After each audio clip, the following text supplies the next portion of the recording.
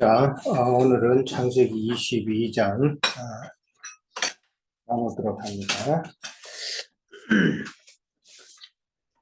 자, 창세기 22장 이제 방금 쭉 읽었는데 우리가 너무나도 잘 아는 내용이에요. 그죠? 잘 아는 내용인데, 자, 1절에서 14절까지는 아브라함이 하나님 앞에서 이제 시험 받는 내용이 나오죠.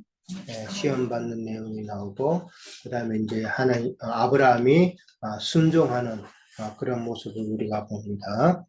자, 그 다음에 15절부터는 이제 15절부터 19절까지는 하나님께서 다시 언약을 이제 확정하시는 내용이 나오는 거예요.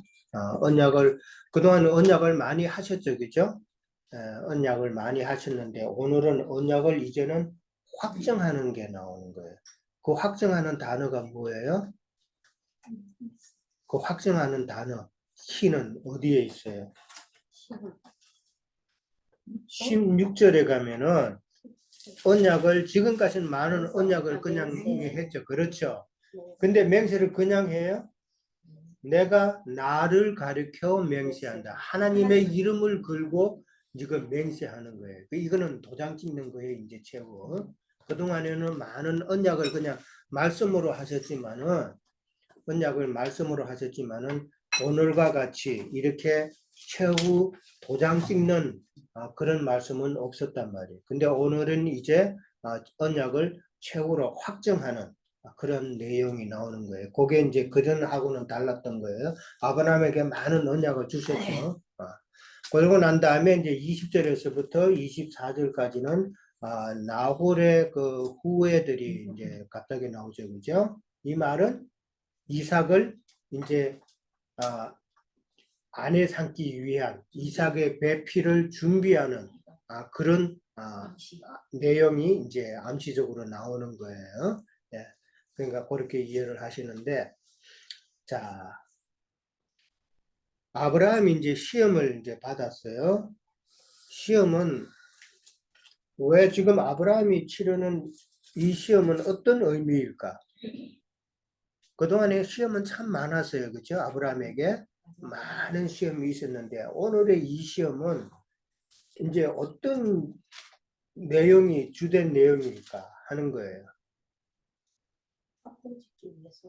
그러니까 언약을 확정짓기 위해서 마지막으로 시험의 단계를 거치게 한다. 그러니까 그 시험의 내용이 어떤 것을 하나님께서는 아브라함에게서 보시고자 했을까?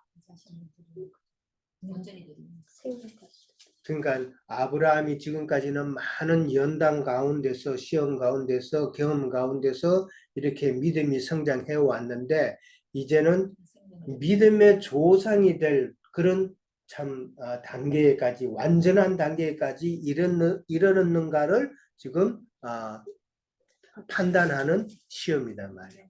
예, 이제 완전히 진짜 완전하게 다 됐는가 하는 것을 체크하는 거란 말이에요. 예.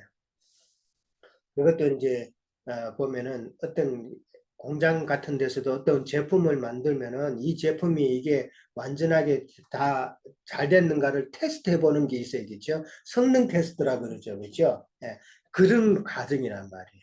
아브라함이 이제 완전히 다 됐는데 과연 믿음의 조상이라고 불릴 만큼 그런 믿음의 그 분량이 완전하게 됐는가를 지금 성능 테스트하는 거란 말이에요. 예, 그렇게 이해하시면 쉽겠죠.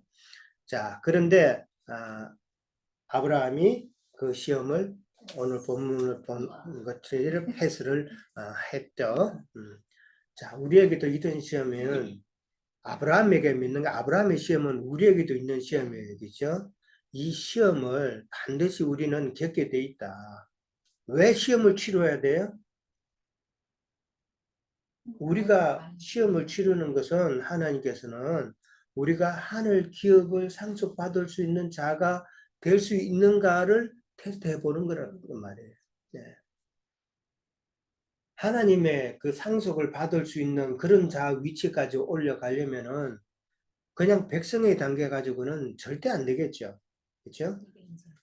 수험생이 시험을 치는 것이지. 그리고 뭐 고시를 치더라도 장관이 되고 뭐 법관이 되고 이렇게 하면 그런 시험을 치는 것이지. 백성들은 시험이 치는 게 아니란 말이에요.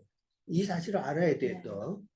하나님이 사랑하시는 자, 하나님께서 쓰시고자 하는 자에게는 하나님께서는 반드시 시험을 통해서 많은 연단의 과정을 거치게 하신다. 옛날에 우리나라 속담도 미운 자식 떡 하나 떠준다는 말 있지? 예?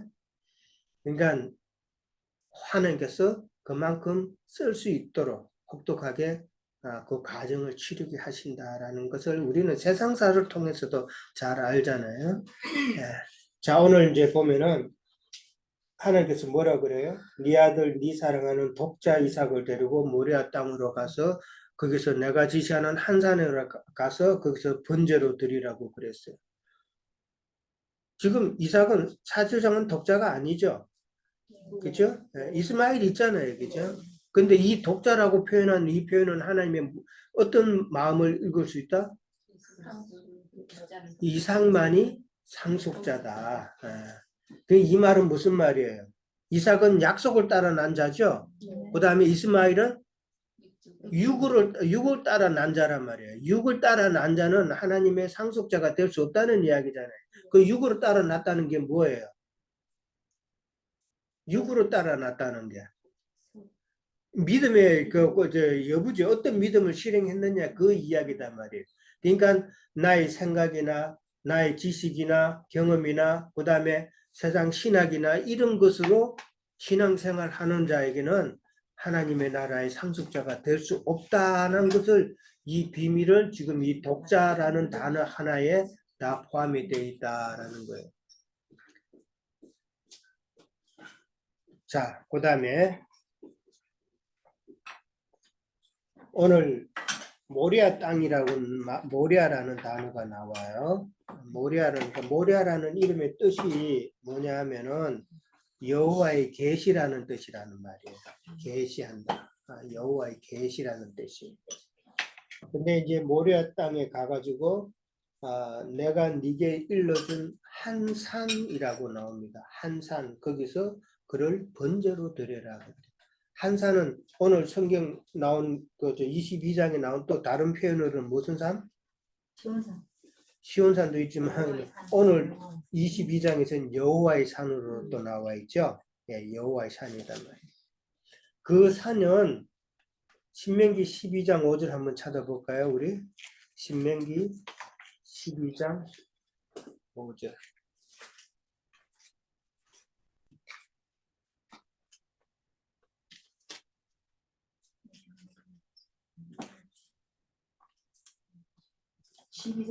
네, 280페이지 정도쯤에 있어요. 12장 5절. 찾았어요? 자, 찾았으면 다 같이 읽습니다. 오직 너희의 하나님 여호와께서 자기의 이름을 두시려고 너희 모든 지파 중에서 택하신 곳에 그 계실 곳으로 찾아 나가서. 자, 여기께서는 여호와께서 자기 이름을 둔다는 표현이 있죠. 여호와의 이름을 두시는 곳이란 말이에요. 한 산은. 구약에서는 여호와의 이름이 오늘 본문에서는 한 산으로 나와 있지만은 여호와의 이름이 어디에 있었어요? 구약에서는 성소에 있었죠, 그렇죠? 여호와의 이름이 성소에 여호와의 이름이 있다는 것은 거기서 계시가 이루어지는 곳이란 말이에요. 그러니까 지성소 안에 성소 안에 지성소가 여호와의 법궤가 있단 말이에요. 거기에 그 법궤는 말씀 있는 곳이잖아요, 그렇죠? 이게 여호와의 법궤가 또 있고, 그 다음에 또 어디 있어요? 여호와의 법궤가 있고, 또 이게 여호와의 계가 있는 곳. 예. 그 다음에 신약은 그러면 어떤 식으로 표현이 돼요? 우리 신약. 그렇죠. 신약에는 우리의 in truth, in spirit이잖아요, 그렇죠? 우리 안에, 우리가 영 안에, 이게 예수님의 영 안에 거기는 계시가 있는 곳이다. 그러니까 예배 장소가 또 이제 문제가 되죠, 그죠? 예배 장소가 뭐 건물 예배당이 교회는 아니에요, 그죠? 그러니까 예배 처소는 아니에요. 예배 처소는 예수님의 말씀과 진리와 영이 있는 곳이 바로 예배의 처소가 되어야 되는 것이고, 그 다음에 그게 또한 예배의 방법이 되는 것이죠. 그렇죠? 예. 그러니까 뭐 아까도 이야기 잠깐 나왔지만 어떤 집에서 예배를 드린다 그러면은 벌써 이상하게 보죠. 그거는 성경 말씀을 모르기 때문에 그런 것이다. 어떤 장소에서 어떤 방법으로 예배 드리느냐, 그러니까 그 기준은 예수님의 영과 진리의 영과 진리의 영이 있느냐 하는, 있고 없냐는 그걸로 구별을 해야 된다라는 것이죠. 자, 한산은 참, 하나님의 한산은 여호와의 산이고 하나님의 말씀이 있는 곳인데, 근데 성경에 보면은 큰 음료는 한산이 아니죠. 큰 음료는 머리가 몇 개? 일곱 머리라 그랬어요. 일곱 머리. 큰 음료는 성경에서 계시록에 일곱 머리, 열 뿔이라 그랬어요. 예. 일곱 머리라는 것은 일곱 가지 나누어진 거잖아요. 세상 교계는 칠로 다 나누어져 있다 이 말이에요. 예. 무슨 교단, 무슨 교단 이런 거, 뭐 천주교, 기독교, 뭐 그다음에 기독교 안에서도 성결교, 뭐 개신교, 뭐 장로교, 뭐 이렇게 다 나누어진 거를 상징하는 거예요. 그만큼 유일하신 한 하나님의 그 산 외에는 다 큰 음료의 일곱 머리, 일곱 산으로 그렇게 나누어서 생각해 본다라는 것이죠. 자, 그 다음에 자 아브라함이 그 하나님의 계시를 받아서 이제 갑니다. 아브라함이 아침에 일찍 일어나 나귀 안장을 지우고 종들을 데리고 이삭을 데리고 번제에 쓸 나무를 쪼개 가지고 하나님이 자기를 일러준 곳으로 갔다 그랬어요. 자, 1번 문제. 3일 만에 모리아산에 도달한 것은 무슨 의미이며 모리아산은 어떤 곳일까? 자, 3일 만에 지금 갔어요. 모리아산에. 이게 그냥 이제 먼 곳에 가서 그냥 뭐 예배를 드렸다, 제단을 쌓았다 이런 식으로 이야기할 게 아니죠. 이 무슨 의미예요? 네. 죽고 장사되고 부활하는 과정을 거쳐야 모리아 산, 그러니까 계시하는 곳 있잖아요. 거긴요. 그러니까 죽고 장사되고 부활하는 그런 과정을 거쳐야 내가 하나님의 계시를 깨달을 수 있다라는 비밀이다 말이에요. 그 과정을 깨닫지 않고 그냥 하나님의 말씀을 내가 알겠다고 덤벼드는 것은 참 욕심이죠. 예. 하나님은 그런 식으로는 안 하신다. 이스라엘 백성들이 애굽 땅에서 나올 때에 너희가 왜 애굽 땅에서 떠나서 광야로 나가려고 하느냐고 물었죠. 그랬을 때 모세가 뭐라 그랬어요? 우리가 3일 길을 가서 거기서 여호와께 예배를 드려야 된다라는 그 목적을 이야기했죠. 예. 그런데 바울은 뭐라 그랬어요? 바로는 그러니까 3일까지 갈 건 뭐 있냐? 하루 길 정도만 가서 거기서 예배하고 다시 돌아오라는 이야기죠. 이게 무슨 말이에요, 지금? 애굽 왕 바로가 하루 길만 가서 거기서 예배하고 다시 나한테로 오라는 이 말은 하루 길은 뭐예요? 예수님의 죽는 날이란 말이에요. 그러니까 십자가의 죽음만 그것만 거기까지만 초보의 도만 너희들이 가서 깨닫고 그냥 되돌아오라 이 말이잖아요 지금. 네. 하루길은 예수님의 초보의 도라만 십자가 사건. 오늘날 교계에 십자가 설교 잘하면 그 목사 설교 잘한다고 다들 그래요. 십자가 설교면 그거는 시작이다 말이에요. 그 다음에 나의 옛사람이 죽는 것까지 가고 그 다음에 내가 장사되는 것까지 가야 된다. 거기만 가면 안 되죠. 우리는 반드시 부활하신 그 예수님의 영과 함께 우리도 다시 부활해야 된단 말이에요. 반드시. 그러니까 이 과정까지 다 가야 내가 하나님의 뜻을 계시를 받아서 우리가 성경을 읽어도 깨달을 수가 있는 것이지 이 과정 없이 성경을 백독을 한들 엉뚱한 소리만 하는 거예요. 아멘. 네. 진짜 엉뚱한 소리 해요. 지난번도 이야기했듯이만은 나는 백독 읽었으니까 좀 많이 깨달았겠지 하고 한번 들어봤는데 엉뚱한 소리 하는 거예요. 둘째 날 하늘 위에 궁창 위에와 궁창 아래의 물을 나눴다 그러니까 궁창 위의 물은 지구 궤도밖에 물띠가 있었다는 그런 소리를 하고 어디 성경에 그런 말이 있어요? 그리고 노아 홍수 때 그 물띠가 다 내려와가지고 지구가 다 잠겼다고 그런 이야기야. 사람의 생각에서 나오는 거잖아요. 성경을 비춰서 이야기해요. 계시가 없기 때문에 그런 이야기를 하는 거예요. 자, 그 다음에 모리아산에 도착한 것은 3일만. 뭐 3일 만에 간다 그러면 뭐 요즘으로 말하면 한 80km쯤 되는 거리예요. 80km 되는 거리를 갔다는 건데 그냥 그 영적 의미는 반드시 3일 길을 우리는 반드시 생각을 해야 된다. 자, 근데 모리아산은 어떤 산이에요? 아는 데를 한번 설명해 보세요. 모리아산? 여기는 무슨 터예요? 모리아산은 성전터예요. 성전터. 누구의 성전? 솔로몬 왕이 지은 성전의 터단 말이에요. 예, 역대하 3장 1절 한번 봅니다. 예, 하나하나 보는 거니까 역대하 3장 1절.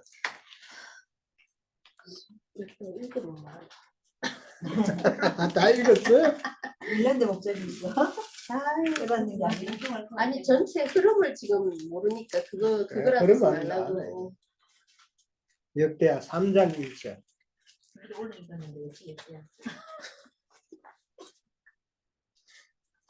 자,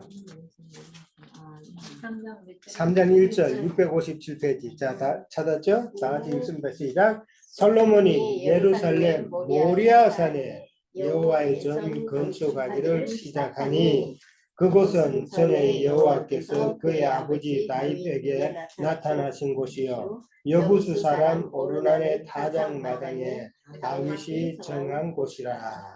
네. 자, 모리아산에서 여호와 전 건축했다고 나왔죠? 예. 근데 이 땅은 언제 누가 누가께서 샀다고? 아브라함이 샀죠. 다윗이 자기 아버지 다윗이 여부수. 예, 여부수 사람 오르난의 타작마당을 샀다 했고 그렇게 나와 있어요. 예. 자, 사무엘하 24장 18절 다시 한번 더 봅니다. 같은 내용이에요. 사무엘하 24장 18절. 끝내고. 자, 507페이지 중에 있어요.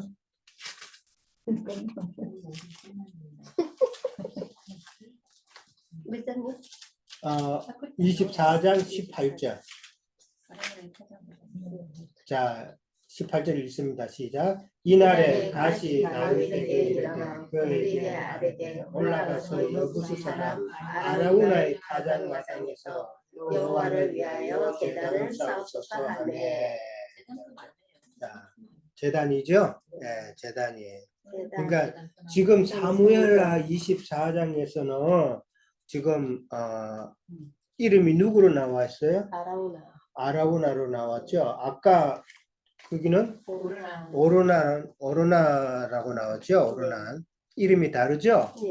근데 히브리하고 헬라하고 이제 그 차이예요. 예, 그러니까 똑같은 사람 이름이에요. 예, 똑같은 사람 이름인데, 자, 이 사무엘하 24장은 지금 다윗이 하나님 앞에 제단을 쌓는 내용인데 왜 제단을 쌓냐 하면은 하나님께서 다윗에게 지금 책망하시는 거예요. 예, 왜 인구조사 때문에. 예, 인구조사했다는 의미는 왜 책망받아요? 왜냐하면 전쟁을 치르는 그렇죠. 사람의 수가 몇 명이 있어요. 전쟁을 치르는데 전쟁의 신인 하나님을 의지하지 않고 사람의 힘을 의지했다는 그 의미잖아요. 그렇죠? 그래서 하나님께서 다윗에게 이제 책망하시면서 이스라엘 백성들에게 역병을 줘서 이제 어려움을 당하는 거예요. 그럴 때에 이제 다윗이 회개하고 내가 어떻게 하면 되겠는가 했을 때에 갓이라는 선지자가 그러면은 어디 가서 이제 제단을 쌓아라라고 이제 한 거예요. 그래서 여부스 사람 아라우나의 타작마당을 이제 은 50세겔에 산 거예요. 이 은 50세겔에 샀다는 것은 무엇을 상징하는 거예요? 그렇죠. 구속이고 그 다음에 은 30에 이제 그 십자가 지심을 이제 상징하는 그런 내용의 구속을 이루는 거. 예. 자, 이 타작마당이라는 말이 나왔어요. 왜 하필 타작마당이에요? 인간이 죽어야지. 고난. 그러니까 타작이라는 것을 추수하고 바로 그 타작은 말 그대로 때리는 거잖아요. 때려서 때리는 곳이에요. 예수님께서 지금 이게 아라우나의 타작마당 그 예루살렘 성전 터는 거기에는 골고다 언덕이 있는 곳이란 말이에요. 그러니까 예수님께서 핍박받는 그런 장면이에요. 그거를 상징하는 것으로 이해를 해야 되는 거예요. 예수님께서 그 골고다 언덕 올라가시면서 예루살렘에서 재판받으시고 그 다음에 골고다 언덕에 올라가시는 그 과정에서 다 그 지역이 언덕이란 말이에요. 예루살렘 성이 있는 곳이란 말이에요. 거기서 예수님께서 침뱉음 당하고 그 다음에 채찍질 당하고 하는 이 모습을 지금 우리는 생각해 볼 수 있는 거예요. 그래서 타작마당인 거예요. 자, 솔로몬의 성전을 세우는데 아까도 읽었지만은 이제 그게 아브라함이 지금 이 모리아산에서 이삭을 바치는 이 시점부터 해가지고 솔로몬의 성전을 짓는 곳까지가 대개 한 1000년 후예요. 정확하게 한 1000년 후 정도쯤에 솔로몬의 성전터가 생기는 것이고 이곳은 다윗이 그렇게 돈 주고 산 곳이다. 그러니까 하늘의 시온산을 상징하는 곳이고 이제 여기는 계시가 있는 곳이다. 성전이라는 것이죠. 자, 그 다음에 5절에 가면은 아브라함이 종들에게 얘기할 때 너희는 나귀와 함께 여기서 기다리라 라고 그랬죠. 여기서 기다리라는 말은 지금 다시 돌아온다는 이야기죠. 그러니까 다시 돌아온다는 이 말은 지금 예수님께서 나중에 제자들에게 하신 말씀이에요. 그걸로 실현이 되는 거예요. 예수님께서 죽고 부활하시기 이전에 제자들에게 뭐라 그랬어요? 예루살렘을 떠나 사도행전 1장 4절 찾아봅니다. 사도행전 1장 4절에 보면은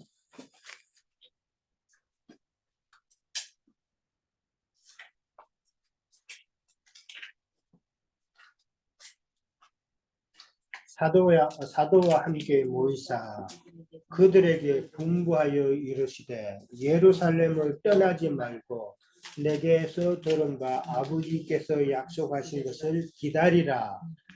요한은 물로 세례를 베풀었으나 너는 몇 날이 못되어 성령으로 세례를 받으리라. 자, 떠나지 말라고 한 이유가 뭐예요? 성령 주시겠다는 것이죠. 이게 나중에 뭘로 실현이 돼요? 오순절 다락방 성령으로 실현되죠. 자, 지금 우리가 22장을 보면서 중요한 그 하나를 기억해야 될 것은 아브라함이 지금 이삭을 데리고 모리아산으로 가잖아요. 이삭을 데리고 모리아산에 올라갈 때는 인자 예수를 상징하는 거예요. 그렇죠? 그러나 거기서 숯불에 걸려서 순양을 갖다가 번제하고 이제 아브라함이 이삭과 함께 내려오죠. 그 내려오는 이삭은 인자 예수가 아니다 말이에요. 그 영으로 오시는 예수님이다 말이에요. 이해돼요? 네. 그러면은 사도행전 1장 4절하고 지금 서로 연결이 되죠. 22장에서 우리가 중요한 것은 그래서 부엘세바에 이르러 19절에 가면은 아브라함이 그의 종들에게로 돌아가서 함께 떠나 부엘세바에 이르러 거기 거주하였더라 하는 말이 또 나오죠. 이 거주하였다라는 말은 나중에 나오지만은 이거는 영으로 다시 오셨다라는 말이다 말이에요. 지금 모리아 산으로 올라갈 때는 이삭이 장작을 자기가 지고 올라가죠. 그렇죠? 이삭이 그 모리아 산에 도착하기 전까지는 종들이 아마 지고 뭐 나귀가 뭐 짊어지고 갔겠죠. 근데 모리아 산에 도착해서 종들을 따로 놔두고 올라갈 때는 산에 올라갈 때는 이삭에게 나무를 지우게 했단 말이에요. 이게 뭔 사건이에요? 십자가 사건이란 말이에요. 십자가. 예. 예수님께서 인자 예수님이 십자가를 지고 이제 올라가 가지고 거기서는 예수님은 죽으시는 거예요. 인자 예수님. 그 이삭은 죽은 거예요. 그러니까. 근데 이제 다시 내려오잖아요. 그 내려오는 그 이삭은 다시 오시는 그 영을 상징한다. 신분이 바뀐 거예요. 그러니까 예. 이거를 22장에서는 깨달아야 돼요. 예. 예, 이게 중요한 키포인트예요. 자, 여기서 기다리라 라고 한 것은 이제 그런 의미고, 그 다음에 이제, 뭐를 갖고 올라가요? 나무를 갖고 올라가죠? 예, 나무를 갖고, 조금 전에 이야기했지만 이삭이 그걸 지는 건 십자가를 이야기하는 거예요. 그 다음에 불과 칼을 들고 이제 아브라함은 들고 갔어요. 불과 칼은 뭐예요? 불은 하나님의 진노를 이야기하는 거예요. 예, 진노고 그 다음에 칼은 심판하는 거예요. 요즘 에스겔서 하는데 보면 칼로 넘어뜨리게 한다는 건 전쟁이다. 전쟁. 예. 그건 하나님의 심판인 거예요. 전쟁을 통해서 그렇게 하나님께서 심판하신다. 전쟁 외에도 이제 뭐 심판하시는 도구는 여러 가지죠. 기근을 통해서도 그렇게 나오고 그 다음에 전염병을 통해서도 하나님께서 심판을 하시는 거죠. 자, 그 다음에 아브라함이 이삭에게 번제할 어린 양은 하나님이 자기를 위하여 친히 준비하시리라고 이제 그렇게 말씀하셨는데 이삭이 물었죠. 7절 보면 8절 보면은 번제할 어린 양은 어디 있습니까? 그렇게 물었단 말이에요. 근데 아브라함이 이르되 내 아들아 번제할 어린 양은 하나님이 자기를 위하여서 친히 준비하신다 그랬어요. 자, 이 말에서 우리는 무엇을 느낄 수가 있어요? 하나님께서 친히 준비하실 것이다. 이제 아브라함의 믿음의 성숙도를 우리는 볼 수 있는 것이죠. 이게 아브라함의 믿음의 수준을 지금 표현하는 말이다. 근데 그게 5절에 네. 5절에 보면 진짜 나도 오늘 보였는데요. 이 종들한테 돌아오면서 우리가 너희에게 돌아오리라 이랬어. 그러니까. 이삭이 네. 우리가 번제를 드리러 간다. 내가 아이와 함께, 혼자 내가 아이와 함께. 돌아오리라. 그게 이제 하나님이 자기를 위해 친히 준비하시라고 다 연관되죠. 네. 자, 이 말은 히브리서 11장 19절도 한번 찾아봅니다. 오늘 성경 좀 많이 찾아요. 히브리서 11장 19절.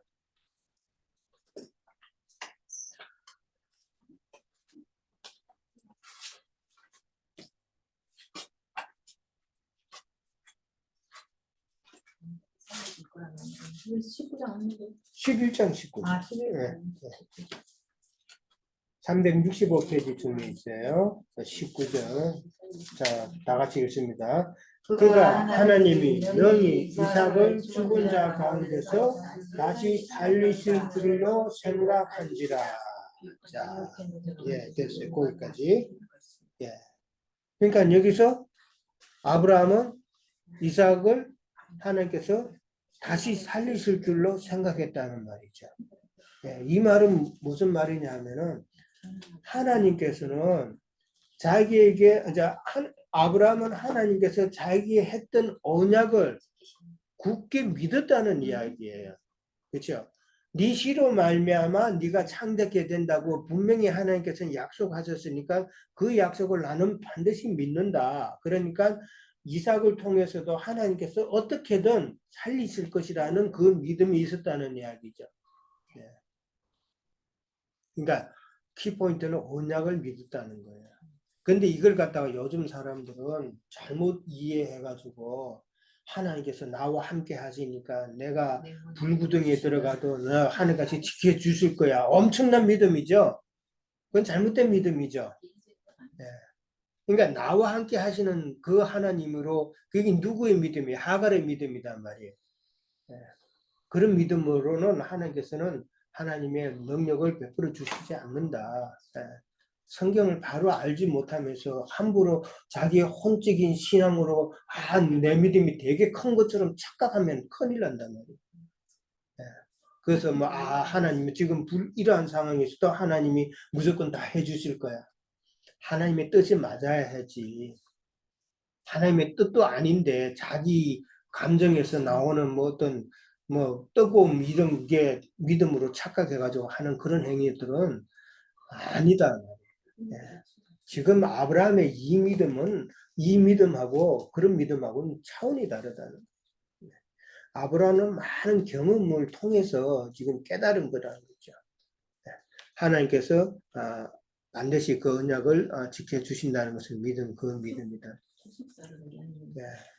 자, 그 다음에 히브리서 2장 16절에서 19절에 가면은 하나님께서는 아브라함 자손을 붙들어 주신다는 말이 있어요. 붙든다는 말은 성경에서 붙든다는 말은 하나님의 것으로 소유한다는 말이에요. 이거 한번 읽어보실래요? 2장 16절에서 19절. 이는 확실히 천사들을 붙들어주려 하심이 아니요 오직 아브라함의 자손을 붙들어주려 하심이라. 예, 그러므로 그가 범사의 형제들과 같이 되심이 마땅하도다. 예, 됐어요. 거기까지. 자, 누구를 붙들지 않아요? 천사를 붙들지 않고 누구를 붙들어요? 아브라함의 자손이다 말이에요. 육적 아브라함 자손이 아니라 영적 아브라함 자손을 붙든다. 그러면은 천사보다도 영적 아브라함의 자손이 더 크다라는 이야기죠. 네.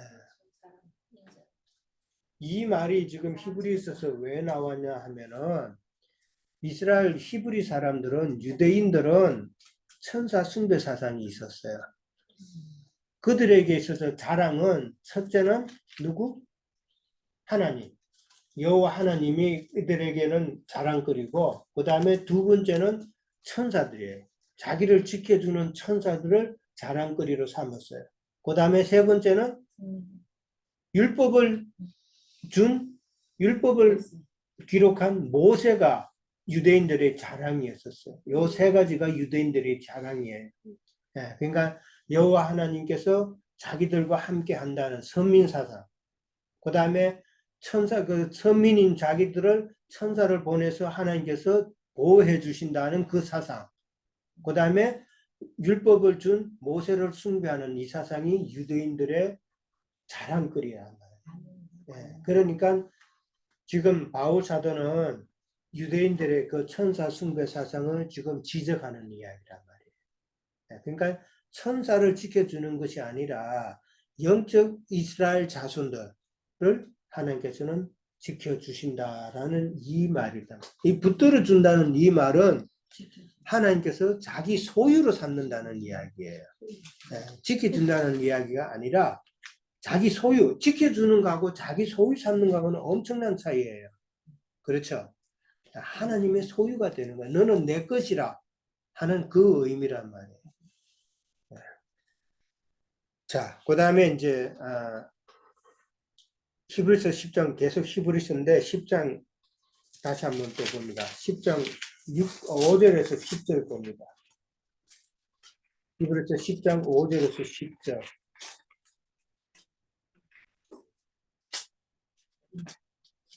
자, 아브라함이 하나님께서 친히 자기를 위하여 준비하시리라 그랬는데 그 준비하시는 내용이 뭔가를 히브리서는 지금 설명해 두고 있는 거예요. 자, 5절부터 다 같이 읽습니다.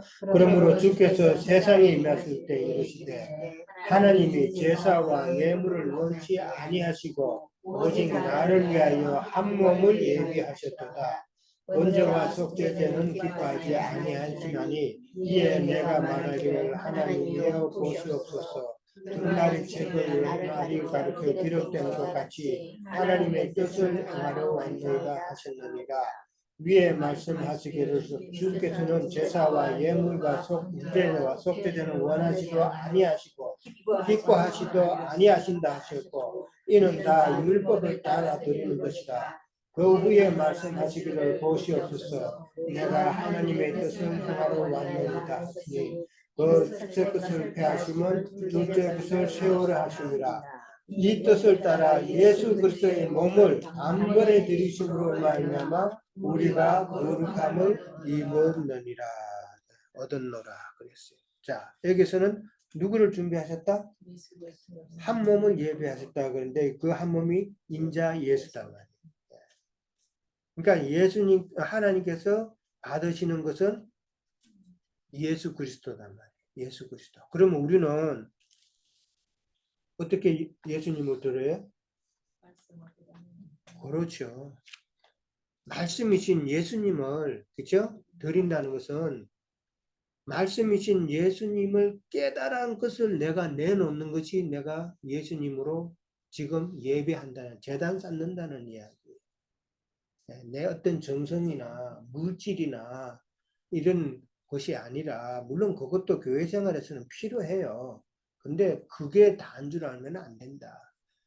내가 예수님을 예배하면서 드린다는 것은 말씀이신 예수님의 그 생명이 내가 취하고 그 말씀을 깨달아서 내가 교회 모임에서 내어놓는 것이 내가 참 제물을 드리는 것이다.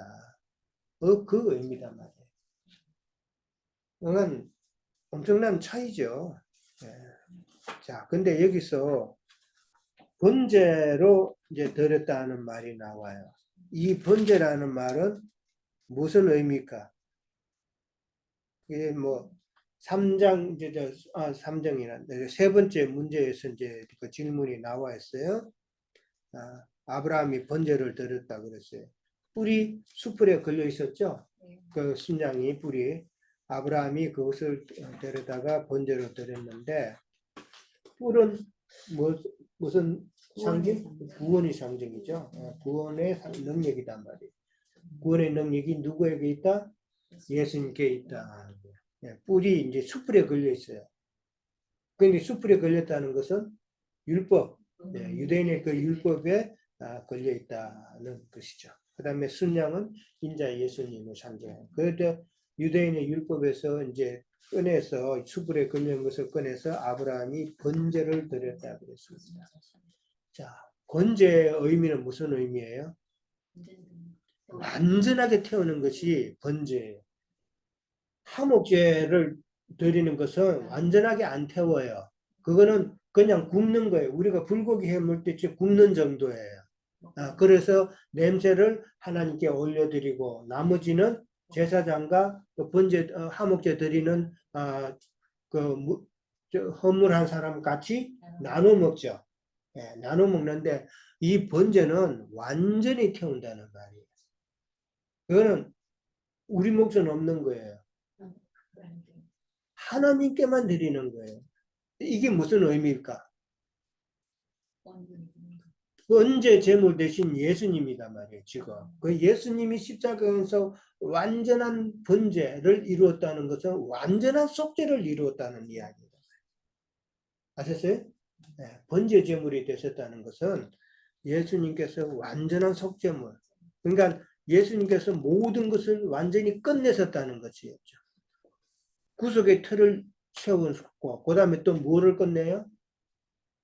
율법을 끝내셨단 말이에요. 율법을. 그러니까 유대인의 그 율법을 다 이루었다고 그랬죠. 마태복음 5장 17절에 또 한번 찾아봅니다.